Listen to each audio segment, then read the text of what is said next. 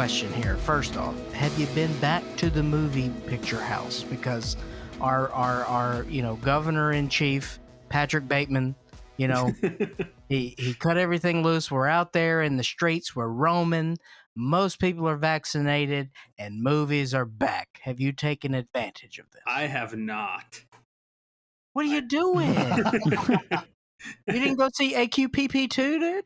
I didn't. No, I should. Yes, I should go by myself and leave Crystal at home.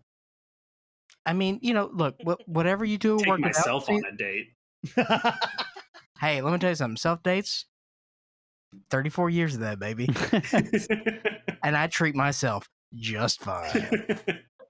It's not bad. I don't mind going. I don't mind going to the movies by myself, but it has been a while. It's great. Russell Fisher has never been to the movies by himself. Why would I? Because it's self-care, self-preservation, self-love. Okay. I think you're afraid of yourself. I've mentioned it on here many times. You know what I hate? Yourself. Having a great experience and then nobody's there to talk about it. You're packaging this all wrong. No. You know why? Because you're there to enjoy it. And you're the one who matters. No, I know that I am imperfect and that my opinions may be flawed, and I love to bounce things off of people. I like to have an open mind, and I just need perspective. Russell, it's a balance. I'm not saying that you can't do those things, but by going to the movies one time, you think you're robbing yourself of all these other things, but think of all the things that you're missing out that you haven't been able to experience because you haven't gone to a movie by yourself. So there's a journey there, man. There's a jungle you have not explored. I think I might have undersold too when I said it's been a while, because I actually just remembered the last movie I went to by myself. It was what was it called? 8 grams or something with Sean Penn. Some number of grams. 21 grams? 21 grams, which had to have been a decade ago. Yeah, plus. 8 grams and you're holding. Yeah, 21 grams. Yeah, that's yeah, I went to see that by myself. No, 27 grams. Is it? I don't remember the number. Is it 28 grams? Try 28 grams. 7 pounds. How many grams? Oh my 21. God. Is 21? Okay. Well, there were less than 21 people in the movie theater. Okay. It was me by myself and one other guy who had like a notebook and like a pen with a light on it. So he must have been reviewing it for the local paper. I don't know why. the local Redding, California movie reviewer. So, Zach, the last time you went to a movie by yourself was 18 years ago. 18 years ago? That sounds about right. I remember it fondly, though. Did you have a good time? Yeah, I had a great time. Are you a popcorn guy? No, I just sat in complete silence with one other guy. Wait. He didn't even ask me what I thought of the movie afterwards. And he was keeping notes. Well, did he hang out the whole time? Mm-hmm. Okay, good. He was there the whole time. I remember it being long, too. Well, it's Inarritu. He can't do anything under 2.5 hours. Now, why were you there alone? Are we talking pre-Crystal, Zach? Yeah, it had to have been 18 years ago. Yeah, I was definitely in high school. Oh, PCZ. So we refer to those times. Couldn't get any of my dumb high school friends to go to a arty movie with me. Now, when did you graduate high school, Zach? 2005. Hell yeah, same year, brother. Class of 05. Wow. You know what I really hate? When you meet people who just have accomplished so much and you look up to them and then you're like, that guy, I'd like to be like him. And then they're younger than you. Oh, fuck. That's brutal. It's kind of like, I had an opportunity at some point. And hey, as a late bloomer in life, you realize that flowers grow on different speeds, man. You've bloomed? This is my bloom. The segment that we had on Tuesday was me blooming. Yay. Zach, he just walked out of the bathroom and he stopped and looked at me and said, I hate the way I look right now. And I said, what do you mean? And he's like, I'm too Big Lebowski. And what were you referencing there? So, Zach, probably the movie The Big Lebowski. Yeah. To catch you up to speed, I have facial hair now. Okay. So I've got a bit of a beard situation. I don't know if I've ever seen that before. Very few people have. I'm also wearing sunglasses, and I have a bandana. So I'm becoming Walter. Didn't you have a mustache at the last UF? Or did I imagine that? I have been known to don a mustache from time to time, and I did have to have a mustache as a part of the Unnamed Footage Festival fundraiser for Forgotten Found Footage Films. There you go. As Vernon Herman Salinger. Yeah. And the beard just sort of grew out of that mustache. Yeah, which you should bring that character back for the next live festival too. Well, maybe if I can flesh that character out to that's actually something, then maybe we will do that. Maybe if I can wrap my head around what the hell that was, then sure. I mean, he's got a bad track record. The second interview we did for that Blanket Buddies segment was canceled and is now being removed from his new album completely. That is true. So we interviewed former bass guitarist of Megadeth, but when we talked to him, he was the bassist of Megadeth. Oh. And a few weeks ago, he was canceled because something about jism and an 18-year-old. I don't know. In a weird way, he was. It's not as interesting as he just pitched it. It seems like he was canceled by one person, and that's the guitarist frontman of Megadeth. As I saw a great meme on Reddit, and said Dave Mustaine has been chasing Megadeth for so long that he's now thrown his own bassist under the bus. And if you're a Metallica fan and you know the history, that's a mean meme. Yeah, that's a mean meme. But I'm not gonna lie, I know nothing about Metallica. Okay. Or Dave Mustaine, so I don't understand the personal history. But I am going to Google Dave Mustaine mean after this. You just gave me an idea for a cartoon character named that's a cow of Dave Mustaine, named Dave Mustaine. Oh, we could have a segment, Movie of the Week. That's with Dave Mustaine. With Dave Mustaine. Fuck Dave Mustaine. I hate that. Also, Zach, I'm dying to know. If we did in a theater, would you be able to come up here? Yeah. I went to the last one. I know, but you made that weird comment where you'd have to go to a theater alone without Crystal. I'm like, I don't know what's going on. Oh, I was just saying because she's currently pregnant. So she'd have to get up to pee like every 5 minutes. Wait, it is yours, right? That's what she tells me. Okay. Dude, I'm still waiting for the call from Maury. Oh, yeah. Dude. Povich. Is he going to make that call from his deathbed? I think he's 106 years old. Maury died? No, Maury's not dead. No, but he's old as shit. And? Let me tell you something. He looks better than Flea does. Okay. I haven't watched TV in a while, but the last time I saw it, Maury was still on the air. But it's been a minute. When I go to my mother's house, Maury Povich is generally on the TV. Now, Zach, you're younger than me, and you've accomplished everything I hope to do one day in life. You hope to make the unquenchable thirst for boner juice? Oh, dude. Now, hold on. Now, that movie might be like silly and tongue-in-cheek, but it's fucking well made. So, don't throw that out there as a joke. That's an accomplishment. And now you're creating a life? Can I tell you how much anxiety it gives me when I think about that? That I'm going to be responsible for another life? No, my problem is I have full confidence in you. I'm like, oh, that kid's going to have a great life. Hope so. Fingers crossed. Look, you're not even like a little worried. You're so calculated and cool. We'll see. We've only done one of those childbirth classes so far. How did that go? What's that crowd like? It was pretty sparse. there were like three pregnant ladies. Was it done over Zoom? No, it was at the hospital. It was a real life thing, but it was all very, very spread out in a big room. Now, as a fan of film, were you in there just like, God, it's just like the movies? Because whenever I imagine it, that's all the only reference I have. Yeah. It was. I mean, if it was a movie, I would have trimmed a little bit out of it because it was like a 2-hour class. Oh. I probably would have. You know what Frederick Wiseman would have done? Not edited any of that out. That'd be 200 hours of footage of it. Yep. and then Randy would go watch it Yep. in a theater. He does edit though. Oh yeah.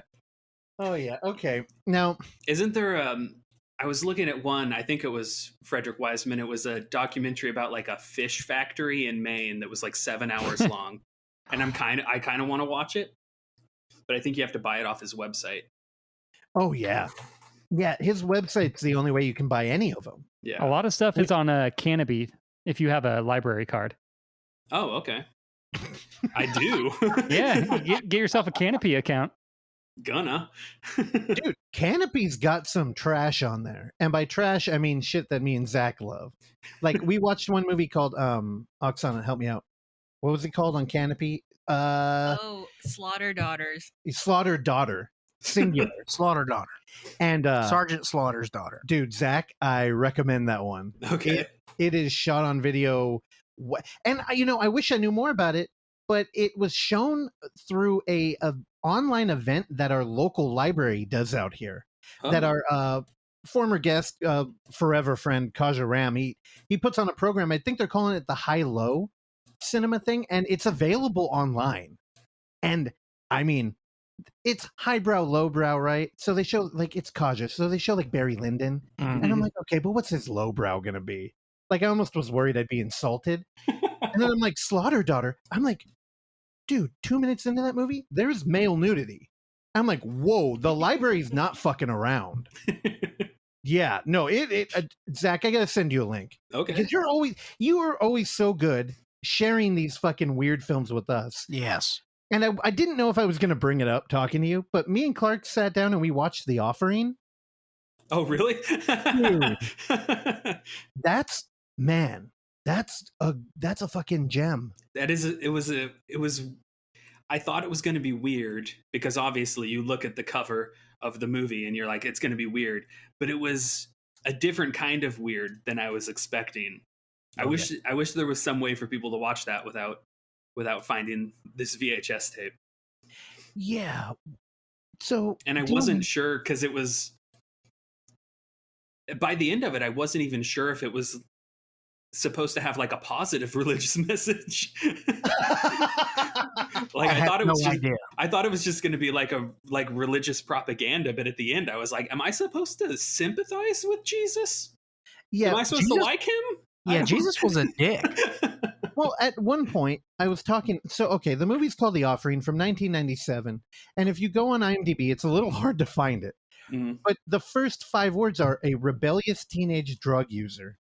And when you're thinking in terms of like the church putting on a movie, it's like, okay, I already know what this is going to be. They're going to try and scare me out of drugs. And instead, I'm not really sure what the message was when you have the ghost of Black Jesus showing up, kind of leading you down a weird antagonistic path. It's not really the ghost because Jesus transcends ghost. He's risen. Okay. So, not a ghost. Dude, Zach, how did you find this film? At a thrift store. I think I got that at a thrift store in Red Bluff, California, for 10 cents. Bluff? Yeah, Red Bluff. It was at this thrift store called the Hope Chest. That's like it's my favorite kind of thrift store. It's just like a cluttered thrift store that's definitely run by like old women. And there's just everything, and everything's cheap. And it's and obviously I had to get it because the cover is so great. Dude, now but it sat on my shelf for years. I've had it for years and I never watched it because I thought it was just going to be boring religious stuff. And then one day, but oh no. Yeah. You got your rosary beads and you're like, it's time. Now, you work for one of our favorite companies, Severin, specifically with like Intervision. Like when you find a movie like The Offering in a thrift store, what is the process to like putting it out? Well, I'd have to track down the guy who made it. Okay. I would assume he probably retains rights. I think the company that put it out was called like Urban Entertainment. And I looked that up, and they had a couple of other releases that led me down I found another movie through that I think it was called The Embalmer. Whoa. That was pretty good. The director has that up on YouTube in a condensed 30-minute version, which is probably like about right, you know? Now, are there religious overtones with that as well, or is No, this that's the just outlier? that's a slasher movie. Okay. And it was pretty entertaining actually. But yeah, it's all, you know, doing internet detective work. Yeah. So do you like The Offering? This movie, somebody's got to do something with it.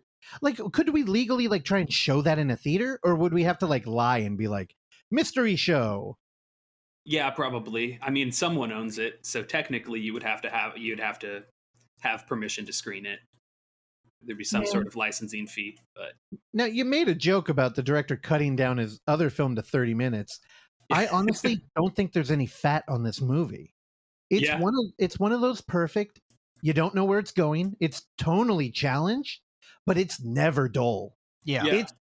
There's a moment where where a stepdad, or soon to be hopeful Mhm. invites the son of his lover to a bar to have a beer and put things behind him. And it is one of the weirdest fucking moments I've seen in a movie. Like, because a scene is set and then you have an idea of where we're going to go. And just the awkward, the arguments, the ghost of Black Jesus. I'm sorry. I say that right. Dude, I don't know, Zach. I love it. I like the explanation too that they have at one point where it's his manifestation of Jesus, and this is how he wants to picture Jesus. Right. It made it interesting, and it completely, you know, flies in the face of the cover of the movie that's really selling you on Black Jesus. Well, when we're introduced to our character, he's in a room that looks like it was like lost in the 70s forever. It's like wood paneling. Yeah. And then all the posters. So much wood paneling. Right. All the posters are like Malcolm X. And it's like a bunch He had a of. Nosferatu poster. Oh, he did? Yeah. Yeah. There's a lot of like black figures in there. Mhm. And we later on in the movie, we're in a pew in a church, and he's there with Black Jesus, and he's looking around angry, and he's like, and Jesus is like, "What's wrong?" He's like, "All these pictures of you, man, they got it wrong. It doesn't make you mad?" And he's like, "Well, I don't really look like anything. You have what?" He's like, "You're really connected to the plight of the black man, so this is how I appear before you." Yeah. Mhm. And I'm like, did a genius make this movie? Like, did he know what he was doing? Because that kind of like self-reflection, Right. dude, I live for it. Yeah. And I didn't expect it out of this fucking No. movie. I'm glad you guys liked it, man. It was such a weird movie. I had to show it to someone. Yeah, like, can we like figure something out? We gotta like, one of us, either you or me and Clark, we gotta drive down to some other location. We'll get a theater and we'll just do, hey, mystery movie. We don't know what we're doing. Or we'll say we're doing a podcast or something. Then we'll just show And then like, pop on that VHS. yeah. The kid who played the kid was great. Oh, yeah. Mhm. But my favorite was his dad, who looked like, now Zach, here's how I pitched this to Russell. That guy looked like Willem Dafoe playing a Cuomo brother. He definitely did. He definitely had Willem Dafoe vibes and also a Cuomo. Because it's very like, this was this Long Island? It was definitely somewhere. I think I looked it up, and I think it was maybe New Jersey. Okay. Checks out. Yeah. It's like, it's definitely Jersey or Long Island, because they reference Long Island. Mhm. And you definitely get that, you know, the accents and the hair is definitely of that time. Also feels before 1997. Yeah, I have a feeling it was probably one of those like the Unquenchable Thirst for Boner Juice. They probably shot it for a few years or something. Yeah. How long did it take you to shoot Boner Juice? Year and a half. That's not that long. It's not too bad. You're very talented. It took David Lynch 5 years to do Eraserhead. All right. I think we only shot it. I think Johnny counted maybe like 45 days that we shot it over the course of a year and a half. Well, shit. You mentioned Eraserhead. Now, you sent us another movie, Zach, that we're going to be promoting because it's coming out soon. One of the motherfuckers, I think it's not our protagonist. It's the dude whose wife is abducted, Mm-hmm. he was giving me Eraserhead vibes right off the bat. Oh, because of the hair? Just because of the hair. Which, Zach. I wasn't even sure. I forgot what we were even talking about today. Oh, I was well, like, what other movie did I send you guys? You know what I really want to talk about? Take a guess. Sex, baby. I want to talk about fucking Pool of Blood. Okay, I'll send it to you guys. I have it. You said the same thing 3 years ago. I know I Zachary. do. It's sheer laziness on my part. I also remember last time you were on, you offered Clark a role in Pool of Blood. As his agent, I'm here to grill you. Well, we could have. Well, that'll carry over into the next movie, which is going to be great, Clark. Look, Russell's just doing his job. Okay, he's earning his keep. He's earning his paycheck. Trying to get his 10%. Here's all I'll say to you, Zach. When you want to go to the next level, you know how to reach me. That's it. Pool of Blood is a slasher film that you've made, right? It's shot? Uh-huh.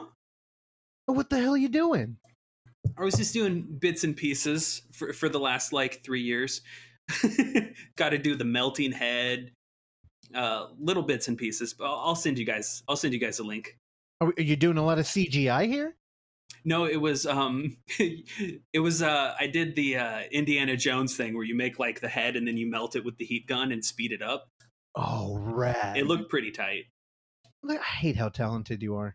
I'm curious though. So now you work with like a film distribution company, Mm-hmm. and because I like you so much, I know you're probably a lot like us. And if I had made a film and I worked for, I don't know, Vinegar Syndrome or something, I wouldn't even tell them, because just the idea of like, oh, would you put this out? I would feel so weird about it. Yeah. Like, are you gonna go to them and be like, hey, No. you guys wanna-" No, I'll probably just put it on YouTube. Oh my Now, God. for the record, Zach, we talked to your friend and actor in Pool of Blood, Calvin, a few weeks ago, Mm-hmm. and he was like, "Yeah, what the hell happened with Pool of Blood?" Yeah, well, he was only there for one day, so he probably forgot it existed for a minute. Frank, I think he did. We were Yeah, like, "Oh yeah, I was in that." Yeah. He came out, took a dip in the pool, got his nipples cut off, and then he just went home. It was a very easy day for him. You're really just gonna dump it on YouTube? Probably. Why? What?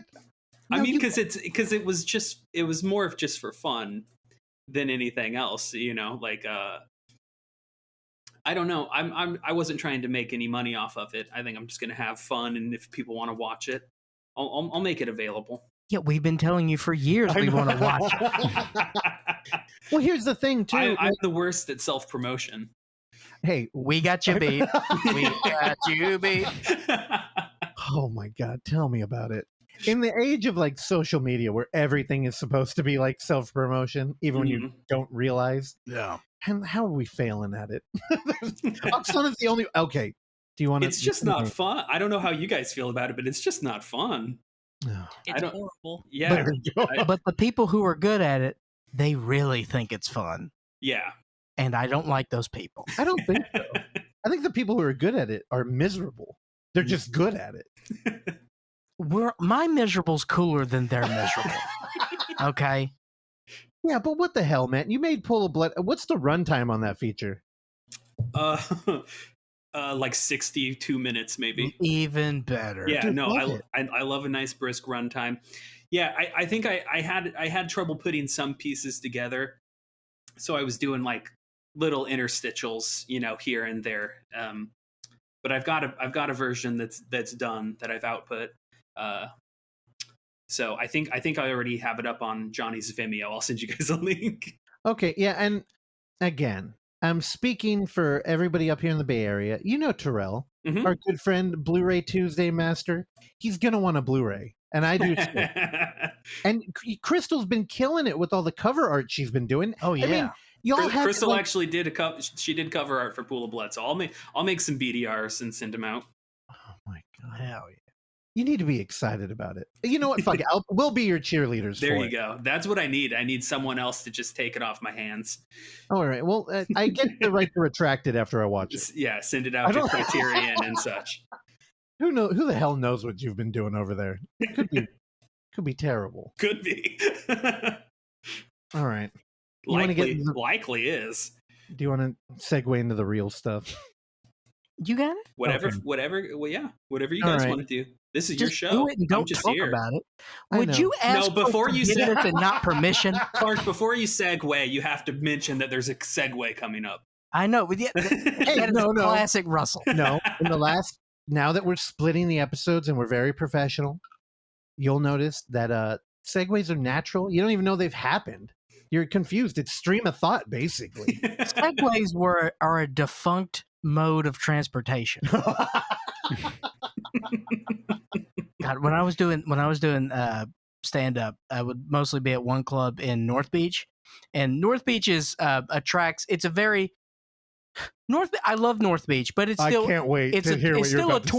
touristy area, right? So North Beach is next to the financial district, also Union Square and Chinatown, of course. So a lot of tourists come through North Beach, and obviously a lot of international tourists as well. Ooh. And I would do most of my sets at a bar called Kells, which was in North Beach, but literally across the street was Chinatown. So every night there would be a gang of about 40 people on Segways and helmets Mhm. who would take a Segway tour of San Francisco. Oh, okay. And I hope that is no longer a thing. On the road or on the sidewalk? On the street. Oh, that's fucking weird. Yeah.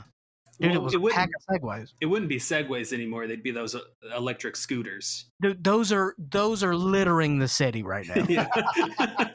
Oh, in the financial district, it's so many scooters. Yeah, Well- just turned over on the ground, Yeah, it's horrible. covered in garbage. I work in the post-apocalyptic district down in Hunters Point, what they're calling Bayview, and dude, you get a lot of interesting kind of like Burning Man vehicles down there. hmm We walked by a RV that looked like it had just driven out of a tornado, and everything looked like it was about to fall apart, or that there was meth and guns inside. Yeah. hmm And then my buddy pointed out, like, hey man, check out the solar panel attached to the camera over the door. And it's like, whoa, let's get away from that thing. It instantly was like a red flag. yeah. But normally you see pickup trucks loaded with those scooters. Oh, It's like a weird barter system down there. man. We It get Bitcoin out here, and you get the scooters down there. Mad Max, the bartering has begun. The barter. That's a good tagline. The bartering has begun. Pull of blood. Well, speaking of bartering, you like that? Sure. Take a moment. No, we got to talk about the mid-year sale. Mhm. I'm a little embarrassed. It ties in with the post-apocalypse. Oh, does it? Yeah. That's Tell me- 3 of the mid-year titles are post-apocalypse. Zach, I'm terrible. I'm really trying to I've been watching a lot of Hoarders lately with Oh, my favorite show. dude. There's no irony there, I'm sure. No, I genuinely like Hoarders. Oh my god, I watched one where they It had bums me out too much. it man. bums me out I too. mean, it's not as depressing as like Intervention.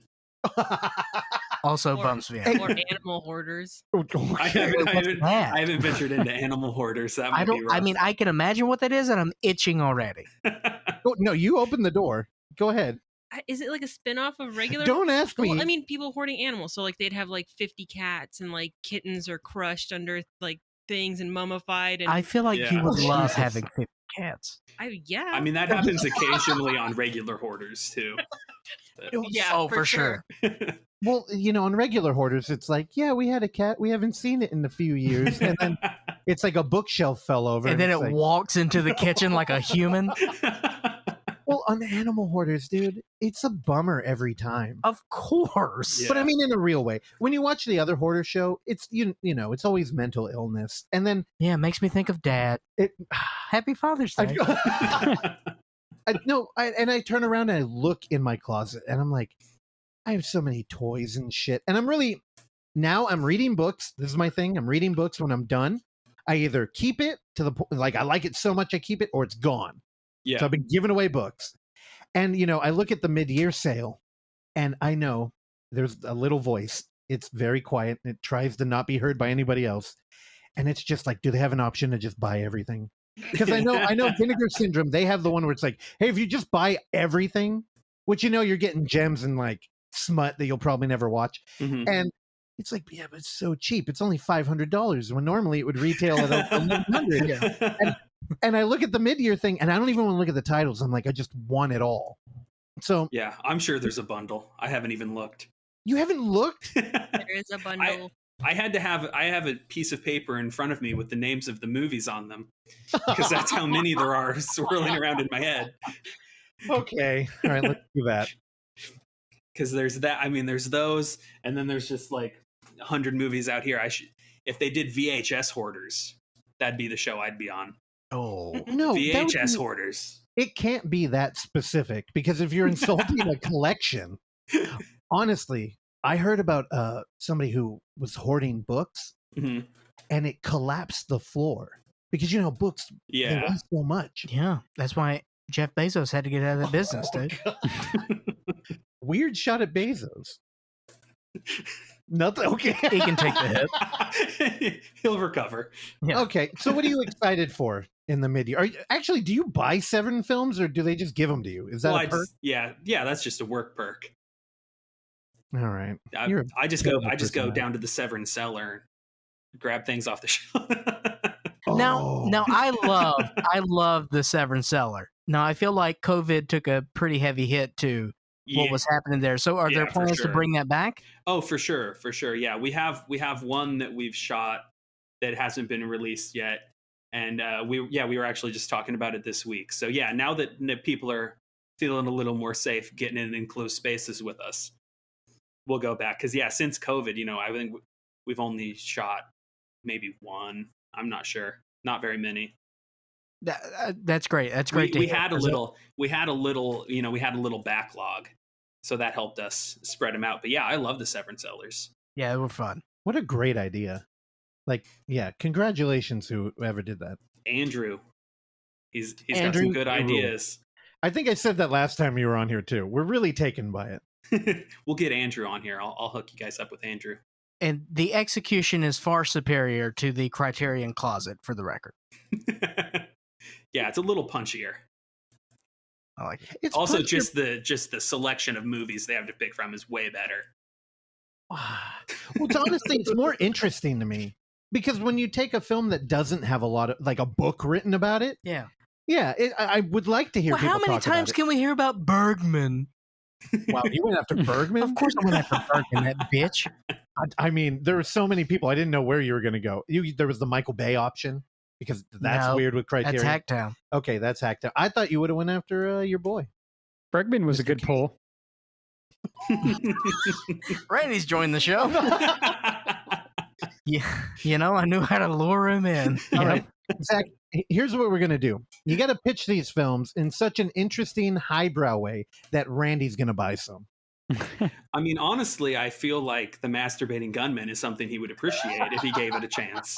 I did see that title in the email, and I commented on the title, so I think I'm in.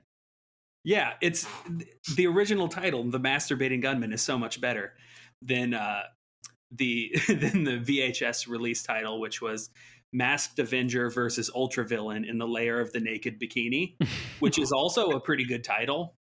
But The Masturbating Gunman really tells you what you're going to get. It doesn't confuse you. Yeah. Yeah, that I was trying to look it up on IMDb, and when Yeah. I came across that like paragraph of a title, like they're making the right move. Let's It's get long. away from that. It's longer than the description on IMDb title. Yeah, there wasn't much about it online. This was one I found. I mean, I just found the title, and I was like, this sounds great. Now, And where'd you find the title? Like, just- are you talking about like a physical copy or like online? no, just online. Like, I think I was just looking at IMDb, and I was just seeing movies that Mark had made. Okay, The director Mark Savage. what's the strategy there? Because I remember when we did Cinepocalypse or whatever the fuck at the Alamo, one of the program directors came up and they're like, I used to look through IMDb for movies that had like no information Mhm. and they were just kind of floating out there. I'm like, do you do any of that too, or are you always in like a thrift store? I mean, I do a lot more online these days because you can even on IMDb for some films they'll even list like who owns it, what company Oh. owns it, and you can see if it's available, if it's licensed, like it'll come, I don't know who updates these things, but it'll come up saying, you know, like current companies own it. Like it'll say potentially that Severin has it or Vinegar Syndrome, Kino. So you can see if they're like, you know, if you're looking at for old horror movies, you can see if they're snatched up already. Oh, that's rad. I didn't realize. Like, whenever we try to like do our journalism homework on IMDb, I usually run into the old information problem. Mm-hmm. Yeah, where it's like, oh, nobody hasn't loved this page in like fucking years. Yeah, I like looking at reviews on Letterboxd now. Letterboxd has fun reviews. I mean, for a lot of what I'm looking at, they're generally negative reviews, but it still gives you a sense of what, you know, what you're getting into. Yeah, Letterboxd, dude, they have some weird shit on there too. Like our boy Cobra, they've got both of his documentaries on there. Yeah. And dude, it's a great little community. Do they really? Yeah, and it's like if you're watching Cobra on YouTube and you're registering it on Letterboxd, Yeah. I feel like that's a good community right there. Also, again, I will comment on this, but again, we are trying to kill King Cobra on this show. we talk about him way too much. However, the reason why King Cobra exists in this home is because of the person on the other side of the microphone, in Zach Carter. So I feel like I do owe you guys an apology. Yeah, I accept that apology. Frankly, I've been waiting on that for several years. But to circle back on that, I feel like we've come full circle with the Cobra documentaries because they are polar opposites. Oh yeah, yeah. Zach. Now the last King Cobra documentary, which was what? Let's have a party or something. Now it's a party. Now it's a party. Me and Zach watched that together via texting on live 420. Dude, it was great. That was one of my favorite moments. Was that during the quarantine? It was, right? Probably. It was on 420, and I was working 2020, from 420? I think it was. Oh, God, I can't even fucking It remember. seems 2020? like forever ago. It was 2020, 24. But I was working from home, so yeah, and I know it was on 420, so yeah, 420. Dude, I loved that. Zach, thank you for that. That was one of my favorite experiences because, like, going to a movie with people, I need to like dissect things with somebody. I can't do it alone. I get excited and bored that I'm alone. You can do it. Yeah. And also, God, I can't believe I've been watching that motherfucker for years now. I'm not so much anymore, and I've completely pulled off of Reddit. Mm-hmm. Like after I kind of like tapped on the glass and I got him to say the barge people, I felt good. You were Icarus, baby. You were so close to that goddamn sun. You were obsessed. That's Zach, not true. he went in hard. Oksana, back me up here. Yeah, that's true. No bullshit. No, and on top of that, that the final hurrah for me was wearing a Cobra shirt on the I did notice that. Wait, celebration. it wasn't your Halloween costume? Were you word Gothic and Cobra? Damn, you called me out. Wait, Halloween was before that. Yeah, okay, you know what? Yeah, that would have worked. Did you do the tattoo? Oh no. Oh. And you know what's great? Our buddy Chad Lott over at Scary Thoughts, like I DM him and he one day got mad at me and he's like, I spent an hour watching Cobra and it was your fault. And it made me feel so good and a little bad. Yeah. But I sent him a video. He's a big gun guy. And I sent him, there was a meme going around of Cobra like looking through the what the fuck, the sight on the rifle with the wrong eye. And he had it like cross shoulder.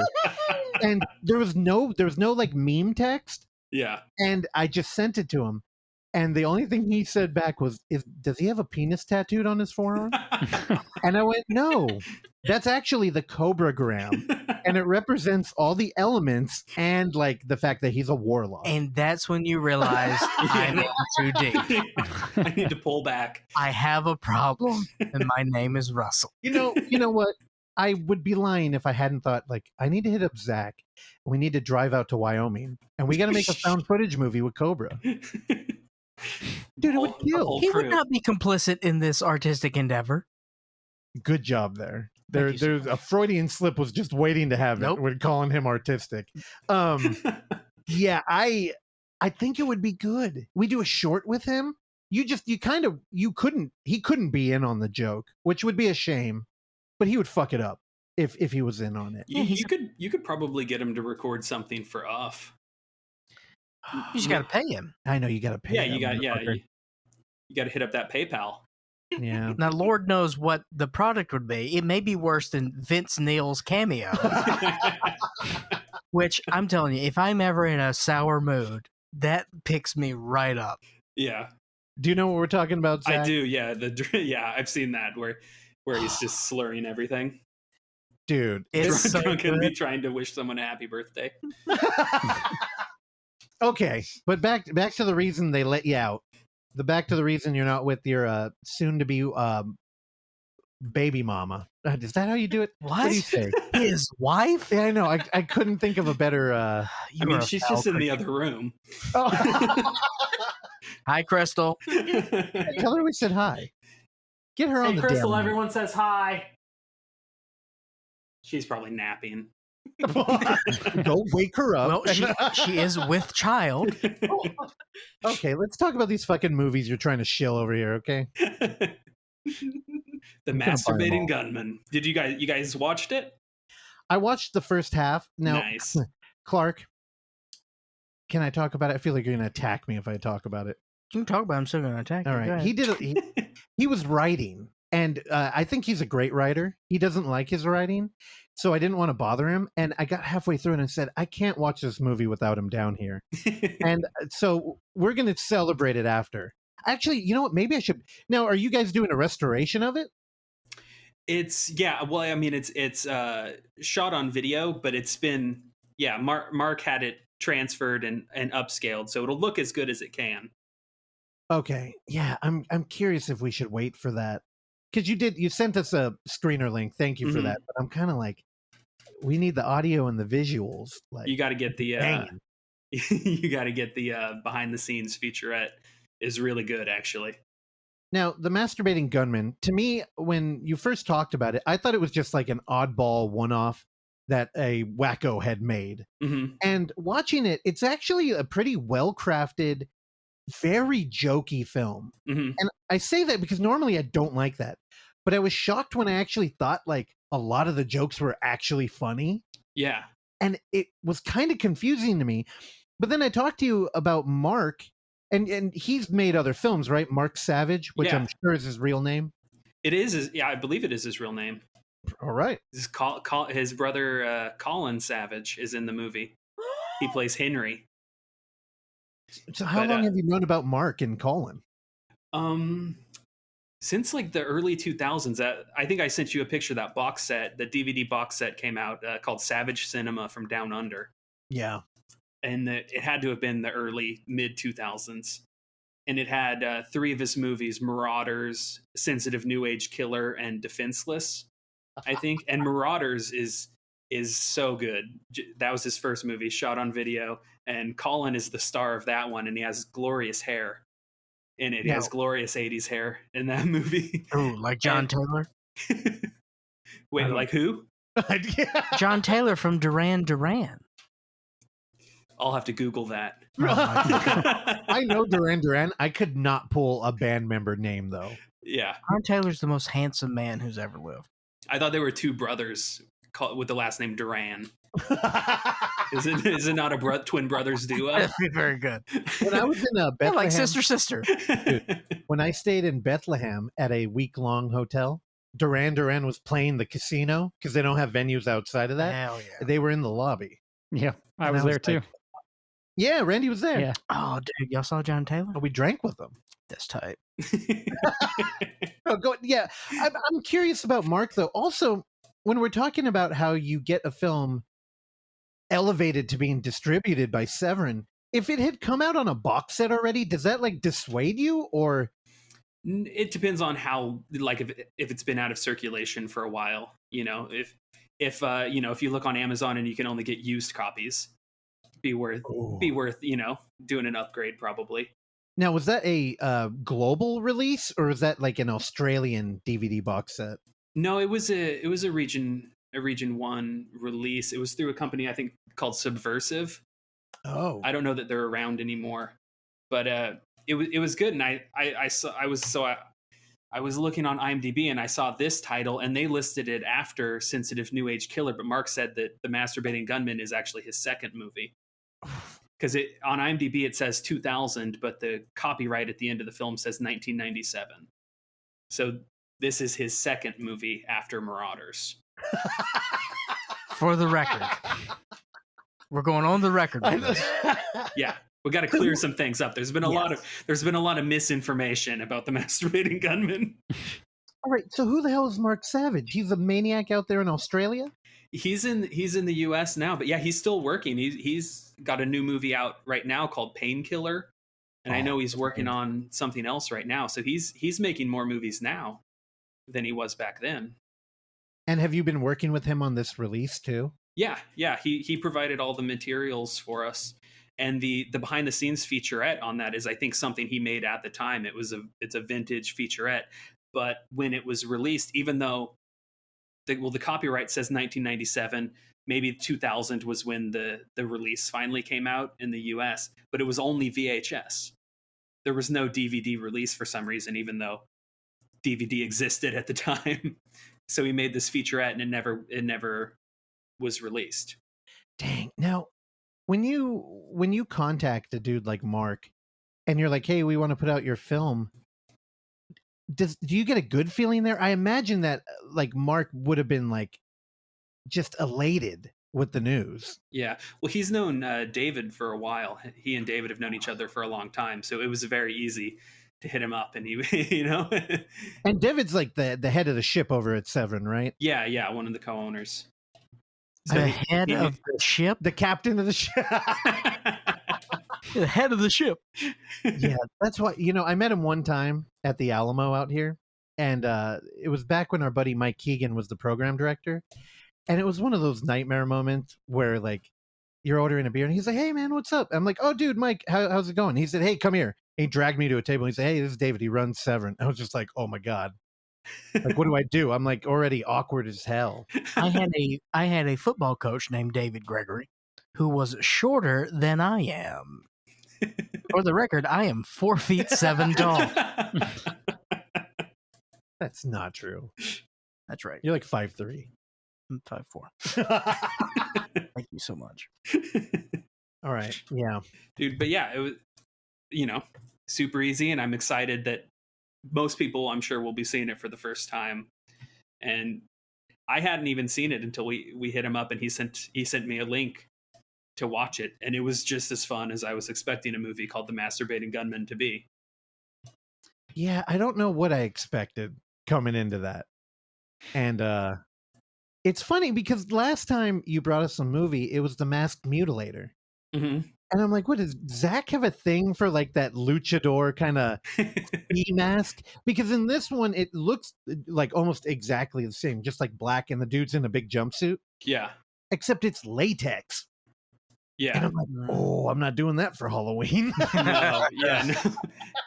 In the commentary, Mark said that they had it made for the movie, but I think they must have messed up the measurements, because he said that the actor who plays the Masturbating Gunman was calling him on the weekend to tell him he had pounding headache from wearing that stupid mask all day. Why? Why would it do that? Because it was like squeezing his head so tightly. Oh my God. It did look like a swimming cap. Like it was kind of that tight. Mm-hmm. He must have been jealous of the bad guys with their balaclavas. Like, I gotta wear this fetish mask. People need to just go into that movie blind. It's a fucking trip. And I'm kind of down on jokey movies, but this film, they were really firing on all cylinders. Like even the audio, like if you pay attention to it, they'll have like bird sound effects, like playing over and over, like kind of the things that you just, create the ambiance in a film. Sure. Mm-hmm. This one, they're playing with every aspect of the movie. And that's why I had to stop it. We have to watch it together. Right. Maybe we'll cover it like next week. There you go. Perfect. All right, That's so when what it'll else be you got? coming out. Yeah, let's talk more about the release you got going on. Oh, all the mid-year sales? Oh, Yeah. man. Well, we got the post-apocalypse movies, Warriors of the Year 2072, the Mhm. Lucio Fulci movie, the Joe D'Amato movie Endgame, and then the Ruggero Deodato movie Raiders of Atlantis. I don't know if you've seen any of those, but I think I own them all. I don't think I've watched any of them. Well, you gotta upgrade first. I need an audience with that kind of stuff, because when it's bouncing off of me, I can kind of get like distracted. I don't know what it is about post-apocalyptic New York with a bunch of Italians running around, but like, honestly, I don't think I've seen any of them. It's a weird subgenre. I think Clark would be into it though. What? Yeah, they're all pretty fun. Like the Italian filmmakers, like a lot of Italian genre filmmakers came to America and they shot like post-apocalyptic, kind of like Mad Max, but more urban. Mamma mia. Yeah, they're a trip. They're like there's a lot of Mad Max ripoffs that are pretty fun. I'm gonna buy them all. What about The Boy and His Dog? Is that a Mad Max ripoff? Zach, you want to take that one? I don't know. I don't know if I would call it a Mad Max ripoff. It's Mad Max adjacent. Yeah. Yeah, it's not very Mad Max though. Half the movie. They did interesting world building in that. Like when you have like weird people jumping out of the desert and they're bartering with cans. Dude, the movie theater in A Boy and His Dog, it's great. I love it. Is it the only post-apocalyptic movie you've seen? Recently. All right, we're going to buy these and we're going to watch them together. The big one is Blood for Dracula. That's like the the big title of the sale. I don't know it. You haven't seen it? I don't know. I hadn't seen it since I was in high school. I remember renting it from Hollywood Video. And I think I liked it more this time. I think I was able to appreciate it a little more than when I was I don't know, 14. Well, what's it about? Like, is it a Hammer horror film? Or I'm so bad with like the Universal monsters, like out of their era. Oh well, this is a much different one. This is the Paul Morrissey movie. It was called Andy Warhol's Dracula. Yeah. At a certain time, so it's much more. It's a strange sort of like dark comedy version of Dracula, where Udo Kier plays Dracula, and he's going to Italy to try to find a wife, under the guise of finding a virgin wife, and so that he can drink her blood because he needs the untainted virgin blood. No, I've never seen it. I would like to. You'd like it. I think you'd like it. Is it like Martin? No, he's a legitimate vampire. Well, I mean, is it like okay? So he's literally a vampire. He's literally a vampire. Yeah. Yeah. I just looking at that poster that comes up on IMDb. It looks very like high art. Also, Russell, name another movie where Udo Kier plays a vampire. Puppet Master 5. What else? I can't. Vampires. Modern vampires.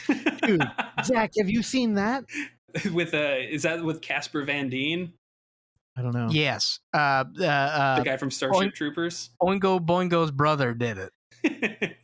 I think I may have seen it 20 years ago, but I can't remember anything about it. Except that I remember the cover with Casper Van Dien. Yeah, we gotta do a double feature. We gotta show that movie. Dude, Casper Van Dien, this is a performance of a lifetime for him. Yeah, but Richard Elfman. But he is upstaged by Rod Steiger as Van Helsing. And that's all you need to know, is that Rod Steiger plays Van Helsing. And it's great. 5 stars. All right, what else you got, Zach? We've, of course, got a couple of Jess Franco movies. Black Boots, Leather Whip, and House of Lost Women. Which, they're...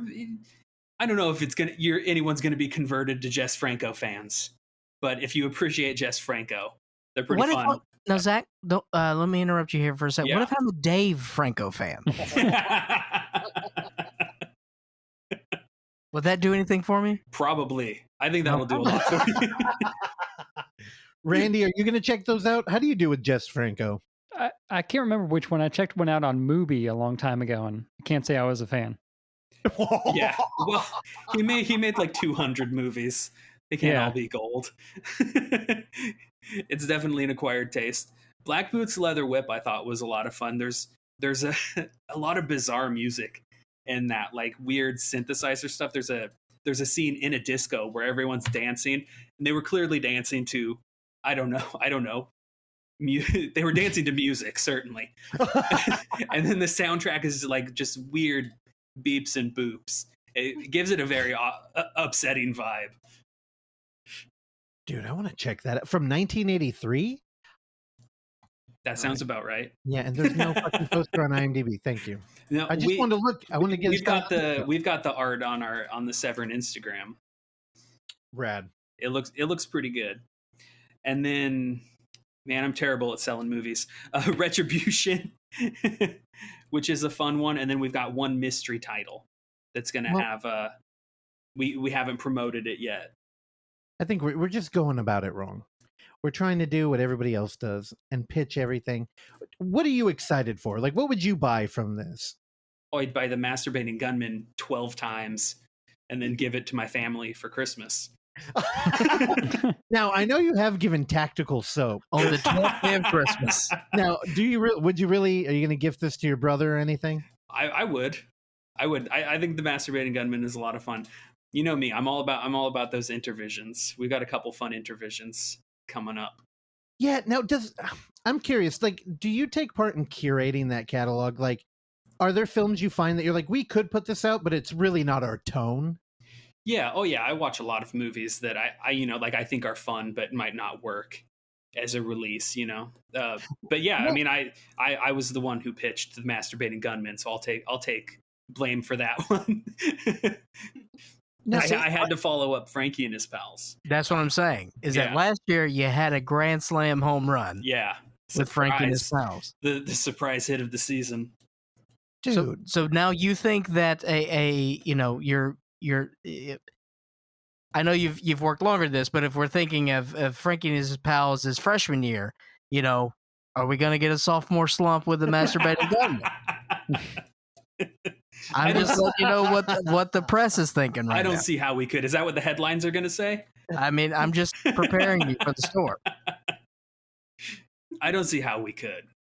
It's exactly what you think it is. Good. I'm very excited. Now, I mentioned that the film's jokey, and clearly I'm caught up on this because normally when I'm dealing with films that get branded like, so bad it's good, usually people are articulating they like to laugh at the movie. Yeah. And I think there's a weird negotiation here where the film is just so fucking weird, but like by design, it's still like, I don't know how to articulate working in jokes on purpose that work with that tone in a film. I don't know if I've ever watched anything like this. Like, I'm not a huge Trauma fan. Yeah. But like Poultrygeist kind of worked for me. I'm kind of here with that. Like, there's like right when we're introduced, dude, the Masturbating Gunman doesn't have any dialogue for like the opening 8 minutes. Ooh, like There Will Be Blood. But there is a masturbation gag that ends in like a bucket of the white stuff. Thanks, Ray. It's really hard for me to put my thumb on it, and I think that's why I was like, I got to be down here with Clark. Yeah. I think you'll look at it and you'll get it. You'll be able to parse this thing out correctly. Well, look, for the record, Zach has never done us wrong. No. Every recommendation that has come through has been 5 stars. All right? Little Marines continues to be a fantastic film. Oh, an inspiration to me. It's wonderful. Zach will always do us great. So, yeah, no questions there. Yeah. No, the Masturbating Gunman, in concept, it sounds like it would be like trauma-ish, but the way it's handled is so serious. It takes a ridiculous concept very seriously in a way that it really commits to the idea. And I think it totally works. And like reading, I found like a few old reviews. There's not many, but they're strange. I think I was looking at a Film Threat review earlier, and I believe they were complaining that there was too much masturbation. And I just, if someone says something like that, it's just obviously it's not the movie for you. Well, I mean, as a horror fan, you get how many movies are branded like, the blank massacre? Mhm. And then you watch the movie and you're like, there was not enough murder in this movie. Yeah. Like, you can't use that adjective. Hardly a massacre. And not even at all. Not quite. It's more of like a spree killing. Yeah, it is like the film A Most Violent Year. And Pretty cool year. that's a fair critique. No, and I applaud the Masturbating Gunman for masturbating that much. Yeah. He's got a problem. Well, I should say Sounds like he's got a couple. there's Well, yeah, because his sister, the nun, has been kidnapped. Well, that always puts you in a bind. Yeah. also Clark. There's a detective. Mm-hmm. Do you know how he gets hot on the trail? I don't know, sniff some panties or something. Dude, literally. Did you Really? write Yeah. this movie? I know what. No, he literally Really? like. There's a gag in the beginning of the movie where a guy walks up and he's like, "Okay, here I have a picture of my wife." He's like, "I don't need that." And he's like, "Oh, okay." And he's like, "Where are the panties?" And he's like, "Here you go." And he smells them, and the bit is just he tells him like, "Oh, congratulations." He's like, "On what?" Did He's that like, really happen? He's like, "She's expecting." Yes, it's on. See, that's what I'm saying. I know this movie, dude. I know. That's why I stopped it. I'm like, I have to watch it with you. I'm simpatico, baby. Now, Zach, was this an Australian production? Yes. Yeah. Okay. It was. Very British humor, though. I mean, it makes sense. Jolly good time. Yeah. Dude. Well, I think Mark was inspired by a lot of Japanese movies he was watching at the time. Yeah, the movie. Reading the name, it seemed like it was written by a Japanese fella. A what? Yeah, I know. Am I wrong? Because we looked it up earlier, and I was like, "Wait, excuse me, who wrote this?" I think I wrote his name down. It was. Yeah. Harakuri Kudo. Nice. Yeah. That. Mark confirms in the commentary that it was a pseudonym. Oh. So it's all Mark. Oh, fucking Mark! You got duped, dude. I mean, the movie at every point it confused me, and I mean, it stayed true in IMDb. Yeah. So, yeah. All right. Well, Zach, before we cut you loose, what are you working on, baby? Oh man. A baby. There we go. See how I set you up for that? Yeah, no, right. just digging through pile. Cause we moved recently, so I've been going through piles of VHS tapes, deciding if this is something a parent should own. So I've been basically on the hunt for some new Intervision titles in my VHS collection. Now, what would be an example of a VHS tape that you've come across recently where you feel like it's not suitable for a parent? Oh, just, like if I have like 4 of the same thing. Okay. There we go.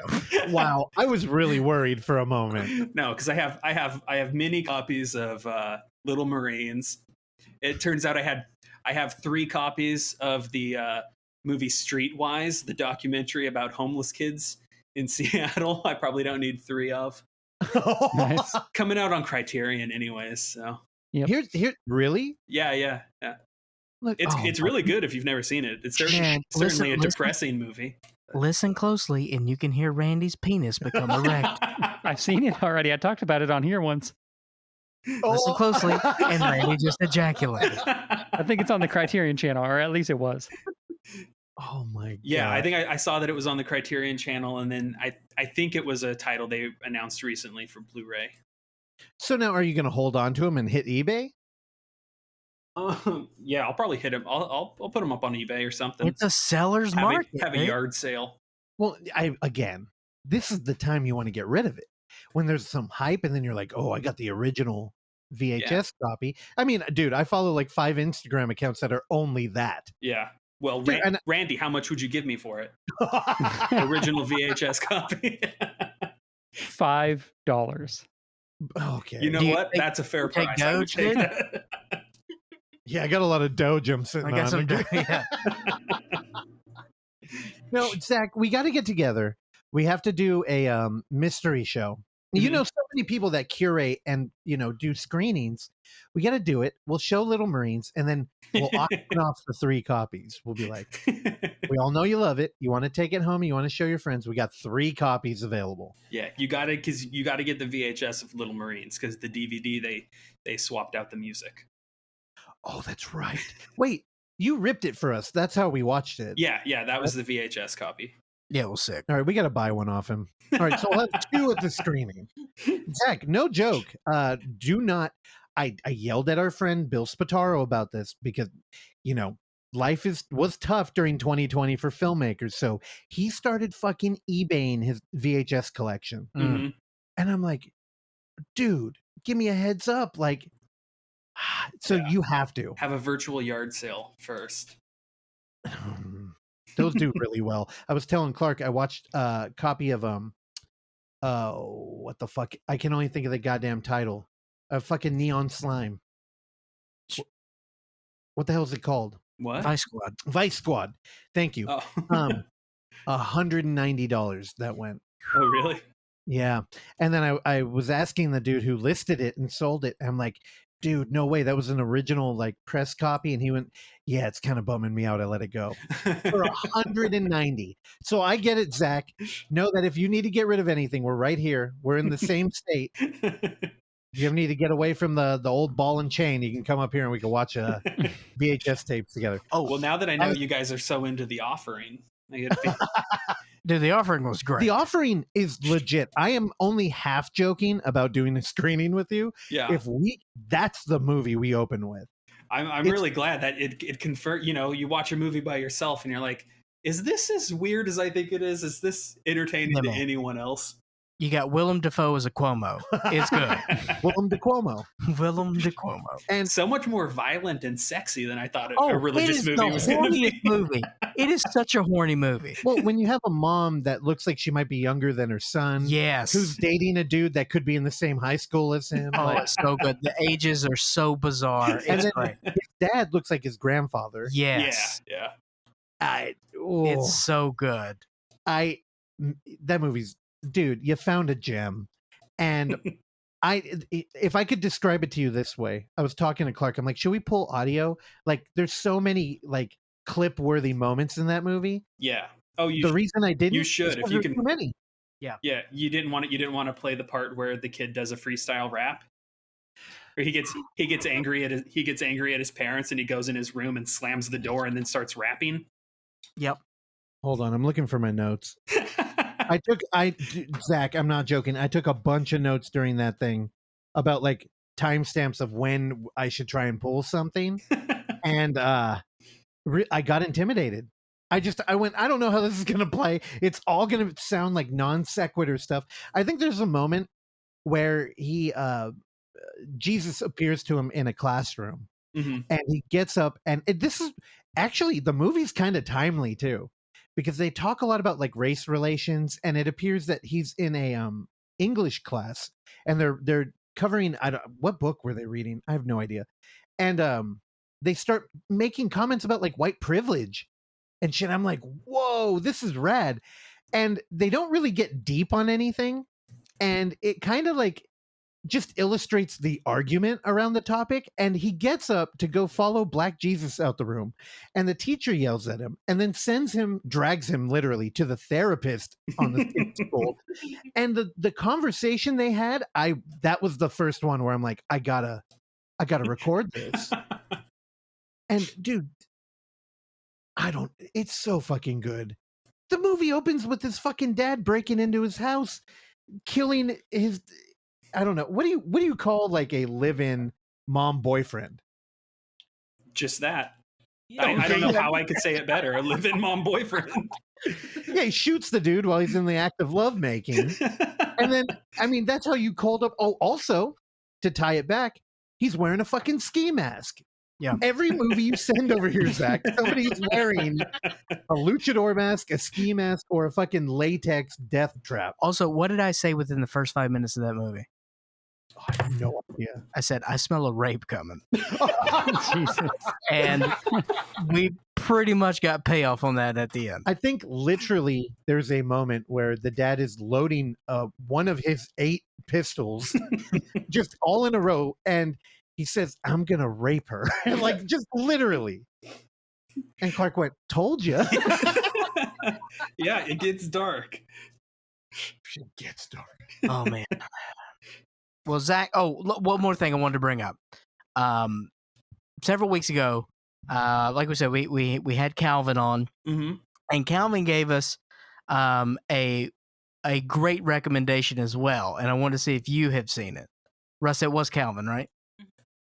Oh, I don't Hell's know. Highway. Hell's Highway. Oh yeah. I need to watch it again because I know I saw it again probably 20 years ago. Dude, that's the double feature.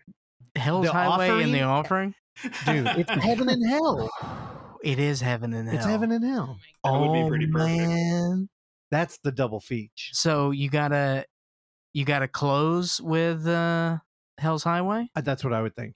Hell's Highway is a midnight movie that would keep you awake. Like, that's the problem. Oh, midnight movie, and you watch it and you're like, Night of the Living Dead? Yeah, but Dude, nobody's going to be awake. But it's a bummer with the Offering. So I get the heaven and hell thing, but I don't. You want to end on a low note. I think maybe you start with Hell's Highway. No, it's an uplifting movie. You can't follow Hell's Highway. I don't know if you can follow the Offering. That's true. That's why we'll have a poll. I don't know. Zach, get in here. What do you think? What do you think should get top billing in this duo that 0 people will go to? I'm leaning towards Hell's Highway to close it out. He gets it. I'm telling you. But yeah, dude, is there some way to how do you do like those YouTube live streams? That would be fun. I'd get in that chat. Now I'd on get the all internet. up in that chat. Now, I've been thinking a lot about how to show a movie online. And I a couple weeks ago we had our buddy Charlie the Birdman on, Mhm. and he was telling me about like Kung Fu VHS tape, or I don't know. There are people who do it on Twitch like regularly, Yeah. but I don't know. I'm always worried it's going to get pulled. I'm talking in a theater, by the way. When I Yeah, imagine yeah. a double feature, Yeah, you're an analog guy, dude. We get it. I know. Zach, I'm going to harass you. Once that baby pops out, we're stealing you. I'm not joking. Leave my child an orphan? Hey, okay. Do you know the gender of the baby?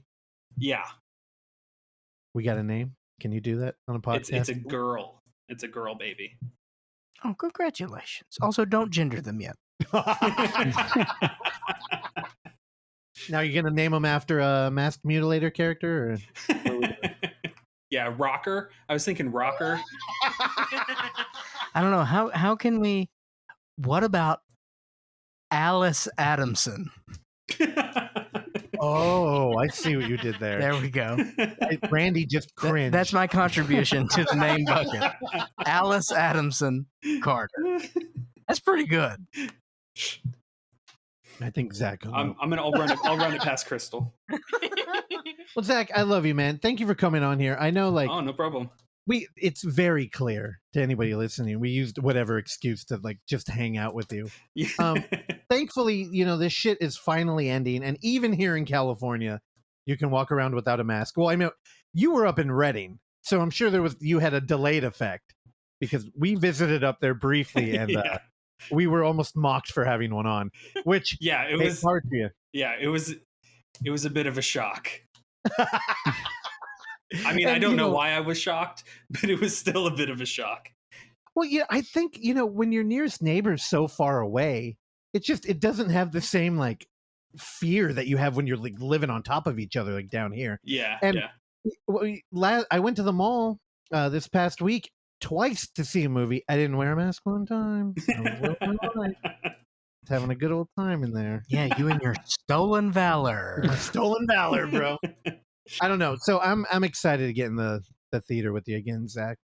Yeah. Well, you guys are hard at work on 5. That's what we're telling people. Yeah, I don't know.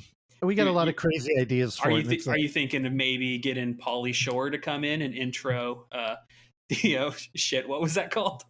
The Bogus Witch. The Bogus Witch Project. Oh, yeah. No, I would want Pauly Shore to come on and do some of his bits from his great stand-up tour from several years ago called Politics. Ooh. Oh, Yeah, Pauly went political for a while. didn't yeah. he? Is that a special that someone can watch? Or you had, Yeah, to, you had to be Politics. there I'm not live? sure. I'm not sure where it is now, Zach. If you are looking for a comedy special, I've said it many times. I'll say it many times again.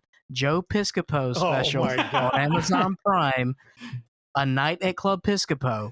Zach, have I not told you about this? No. You know? Okay, Zach. This is my gift to you. All the gifts that you have bestowed upon us, please allow me the privilege of gifting A Night at Club Piscopo to you. Enjoy. What vintage is it? What year is this? Is this? Oh, this is Zach, vintage this is Piscopo? 2008. Oh, okay. So this is late in life Joe Piscopo, and he's still not good. And it's great. I'll gift you a comedy special too, Clark. I was just watching another VHS I bought at a thrift store 5 years ago and just popped on. It's called Sunday Night Live, and it is a Christian comedy special. It's half live stage performance and half pre-filmed skits. It's 1984 I have no idea. comedy family Wait, music. Chris Christopherson is in this? That's definitely not what it is. Okay. All right. Damn it. It opens with a skit called Pale Riders. Pale spelled Pail, where they're cowboys who ride upside down buckets, and they bounce around on the pails. It's a parody of the movie Pale Rider. I don't know if you get the joke. I don't know if you get the great joke. Upside down buckets is where I started to question that. Are they taking a shit? God, Fergie bucket. Okay. So I'm going to send you that because that's primo comedy. I love it. I love it. I spent way too much time watching Christian comedy as a child, so it's gonna hit right there in that sweet spot.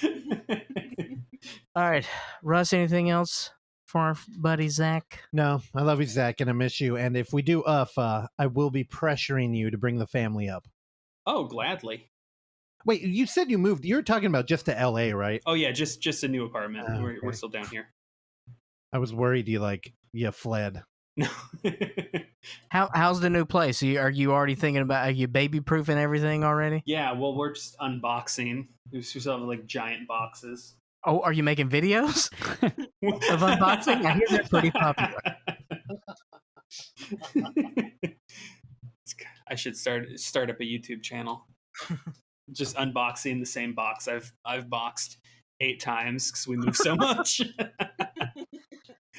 All right, Zach, this was a blast every time. Thank you